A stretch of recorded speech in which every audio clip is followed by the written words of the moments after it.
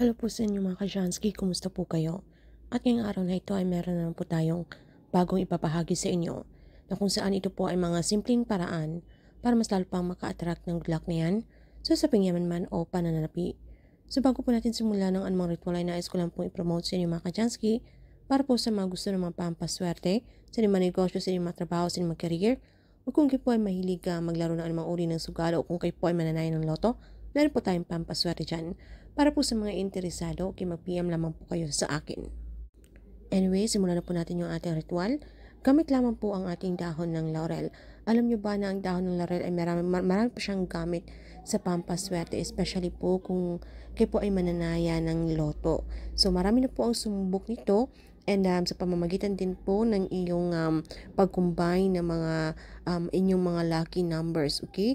Na kailangan tayo po ay sa ritual na ito ay palakasin nyo po ang inyong paniniwala, ang inyong law of attraction. So ibig sabihin ay dapat malakas ang inyong paniniwala na magandang bagay po ang mangyayari sa inyo, na kung ano po ang gusto natin i-manifest, talagang meron po tayong 100% na trust, believe in faith na sa pamamagitan po ng prosesong ito ay lalapit sa inyo ang swerte.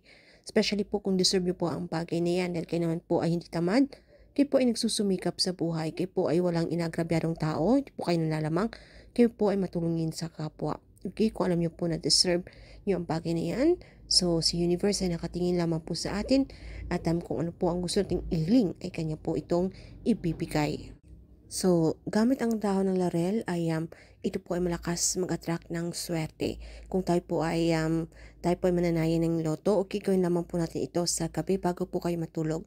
Maghanap po tayo ng parte sa inyong pamamahay na kung saan kayo po ay komportable, na pwede niyo pong gawin ang ritual na ito na wala pong mga distraction, right? And then, kailangan din po natin dito ng cinnamon powder, okay? Alam niyo pa na ang cinnamon powder ay isa rin po ito sa malakas mag-attract ng swerte, lalo po sa usaping pananalapi. Okay, katamtamang dami lamang po ng ating cinnamon powder.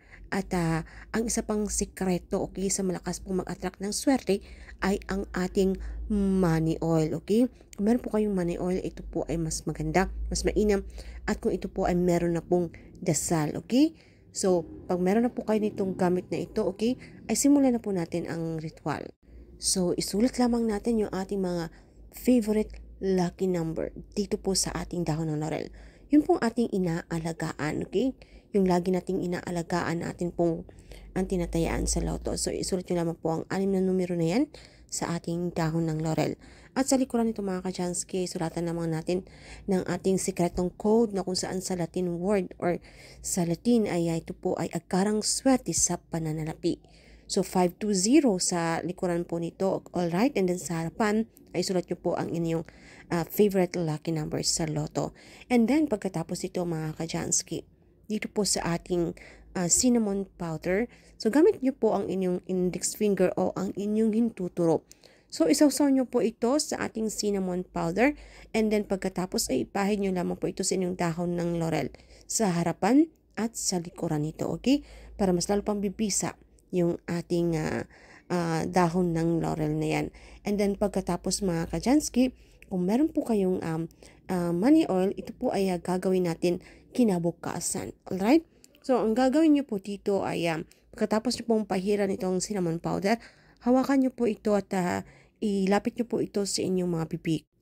At ito po ay parang bulungan nyo po. Una, idasalan natin para mas lalo pang ma-activate ang energy. Kung kayo po ay Katoliko, pwede niyo pong gamitin ang isang ama namin at isang sumasampalataya ako. Pero kung hindi niyo naman po kabisado ang dasal na ito, or kung iba po ang inyong relihiyon, pwede po natin gamitin ang ating mga personal na dasal mga ka-Jansky. Wala pong problema yan. Basta ang importante, tayo po ay sincere, tayo po ay taos puso kapag tayo po ay nakikipag-communicate kay universe. And then after that ay sabitin na po natin yung ating mga intention, yung ating mga good intention kung bakit po kailangan na kayo po ay manalo, okay? So, kung ano po ang inyong mga gagawin, kung ano pa inyong mga, kung halimbawa, kung gusto nyo po makatulong sa mga nangangailangan sa inyong mga pamilya, okay? So, sabitin nyo lamang po ang inyong mga good intention, and after that ay maging positibo.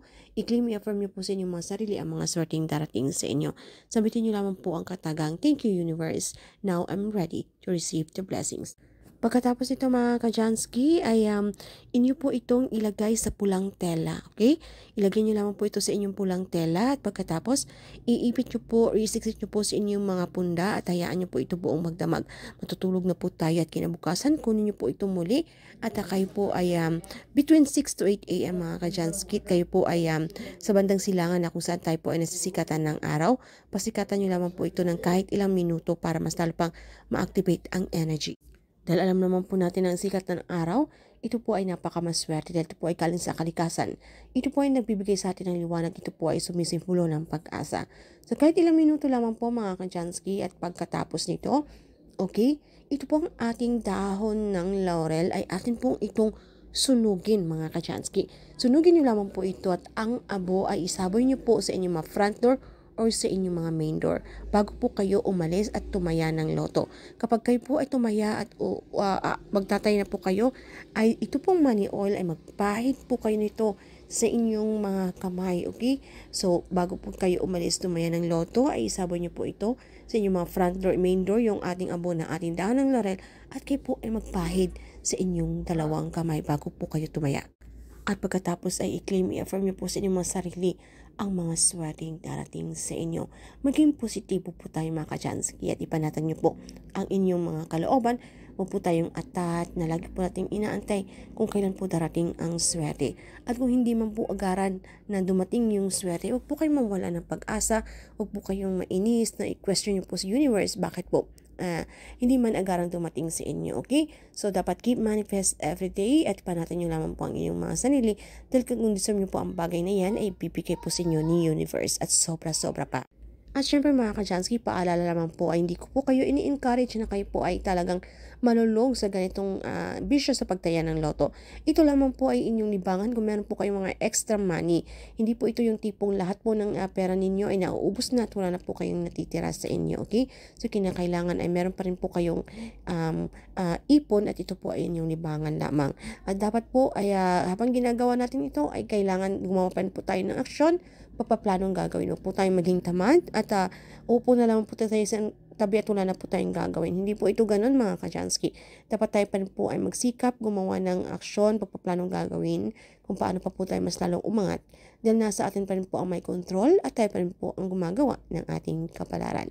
Ika nga nila, nasa ating kamay ang tagumpay mga Kajansky. Nasa Diyos ang awa, nasa tao ang gawa. So yun naman po mga Kajansky. Good luck po sa inyo. Be safe everyone.